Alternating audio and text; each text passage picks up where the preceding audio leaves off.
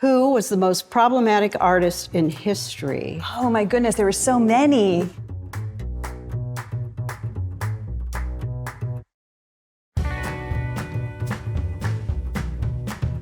Hi, my name is Michelle Facini. I'm a senior paper conservator here at the National Gallery. And I'm Gretchen Hirshauer, and I'm a curator of Italian and Spanish paintings, also here at the National Gallery. And this is Ask the National Gallery Anything. So shall we get started? Yes. And open the box? Let's do it.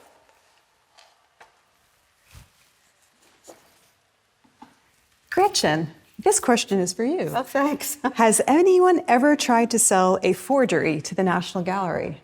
Oh boy, that's quite a question. I don't know that anyone has actually tried to sell us purposely a forgery, but we have over the years with a sort of partnership between conservation and curatorial, we have found that we do have some forgeries in the collection. There's a Van Gogh self-portrait, for example, and then in the upcoming Vermeer small focus exhibition, there's a whole story of Vermeer and finding out what's authentic and what isn't. Okay. Ooh. Michelle, someone told me that the paintings in the National Gallery are not real. Is that true? Oh, most definitely. They are real and they're wonderful. And the best way to experience art is to come and see them for yourself. I think maybe sometimes the confusion lies in that we have reprints for sale down in the shop, but they are never of the actual size of the painting being reproduced. There's always a difference. But that question actually comes up a lot. Oh, this is such a great question. Gretchen, if you didn't work in a museum, what would you do? Ooh. Oh, I think I know. Really? Yeah. I've always wanted to work in a museum, so I don't really know. I actually thought I might be a paralegal at one point. That didn't work. I love animals, so I could have been a veterinarian, but I'm very squeamish. So honestly, I don't really know what I would do. What do you think I would do? Well, I thought for sure you'd just be riding horses all Well, the time. yeah, but someone would have to pay me to do that. This is true. Yeah. Does art history matter? Oh, goodness. Oh, yes, art history does matter.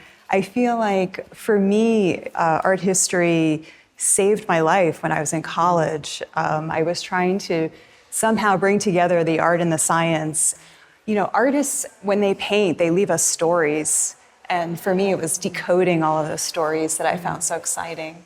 I had a similar experience. I was actually a theater major, and believe it or not, I had been in history museums, but until I got to college, I had never been in an art museum. Oh my goodness. And so I took an art history course, and I thought, this is it. This is a combination of my love of theater and drama and my love of history. So I knew immediately that was the path that I wanted. But on a little more serious note, people do ask this question, especially in times like we live in now. And I think that history shows us the past. It tells stories of the past. It can lead you on a better path for your own life, I think, if you consider what's being shown. Oh, wow. Who was the most problematic artist in history? Oh my goodness, there were so many. And I think along with great genius can also come, I don't know, I don't want to say problem, but Passionate people, fervor, passionate people, and many of them are left-handed. So, do you have any? Oh, immediately I thought of Caravaggio being arrested all of the time. Right, exactly. And all those artists that were bucking the system, Right. you know, trying to make art on their own terms and not for other people or people that were commissioning them. Right. I think of all the women that struggled to make art while they were raising their children. And trying to have families under sort of different socio-conditions. I think it was Lavinia Fontana, I believe, who had 11 children. So you can imagine trying to be a successful painter, which she was with 11 kids. You know, as Michelle said, Caravaggio was certainly one. He killed someone in a tennis game, and that's what set him, you know, on his road eventually to where he died. You know, who knows what the cave painters were like? I don't know. Okay, let's see. My turn. Okay.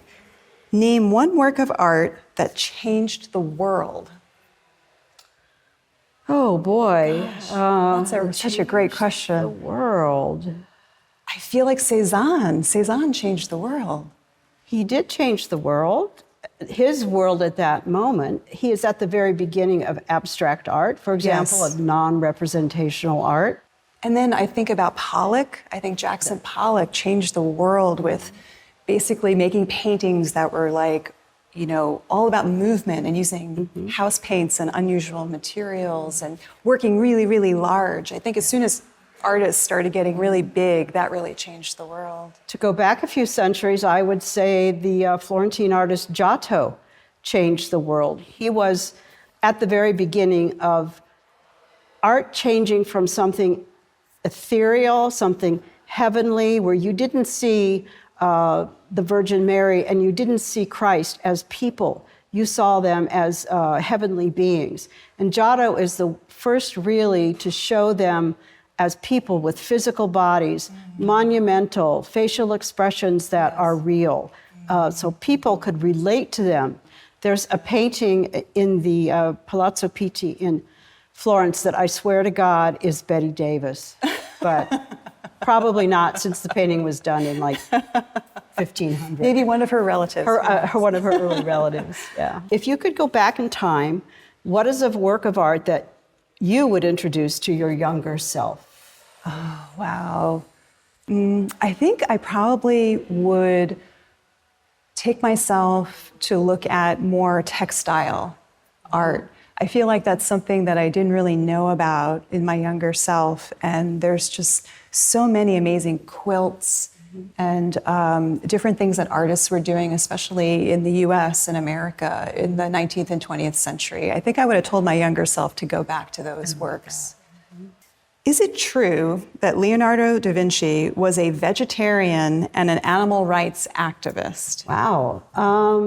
Leonardo was known to have frequented the bird market in Florence, and he would buy birds that were in their cages that were meant to be eaten. He would buy the birds and set them free. Oh my goodness, only an artist would do. But I think he was doing that more so he could study the movement of animals. Oh, of course. And he would like to draw a bird in flight. So I think this was his way to control the environment. You know, he didn't have to sort of find any old bird, but he could find a bird, release it, and study the bird in flight.